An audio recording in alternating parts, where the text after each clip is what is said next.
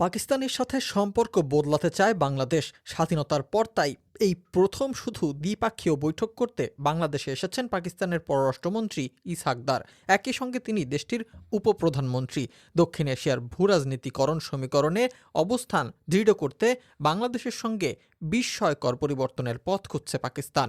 তবে বৈদেশিক সম্পর্কের ভারসাম্য বিবেচনায় ইসলামাবাদের সঙ্গে অন্য দেশের মতো স্বাভাবিক সম্পর্ক চায় না ঢাকা, এমন কথাও শোনা গেছে। পাকিস্তানের পররাষ্ট্রমন্ত্রীর এই সফরে দুদেশের মধ্যে ৬ থেকে ৭টি চুক্তি ও সমঝোতা সইয়ের প্রস্তুতি রাখছে বাংলাদেশ। এছাড়া এই মুহূর্তে ৪ দিনের সফরে ঢাকায় আছে পাকিস্তানের বাণিজ্যমন্ত্রী জাম কামাল খান।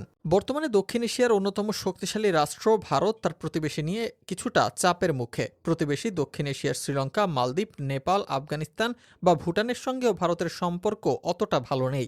জুলাই অভ্যুত্থানের মধ্য দিয়ে শেখ হাসিনা সরকারের পতনের পর বাংলাদেশের সাথে সম্পর্ক শীতল হয়ে গেছে। প্রতিবেশীর সঙ্গে ভারতের সম্পর্কের দূরত্বকেই তাই কাজে লাগাতে চাইছে পাকিস্তান। দক্ষিণ এশিয়ার এই সবগুলো দেশের সঙ্গে চীনের সম্পর্ক ভালো। পাকিস্তানের সঙ্গে চীনের সম্পর্ক অন্য দেশগুলোর থেকে একটু বেশি ঘনিষ্ঠ। চীন বৈরী ভারতকে সব দিক থেকে চাপে রাখার কৌশলে এগোচ্ছে পাকিস্তান।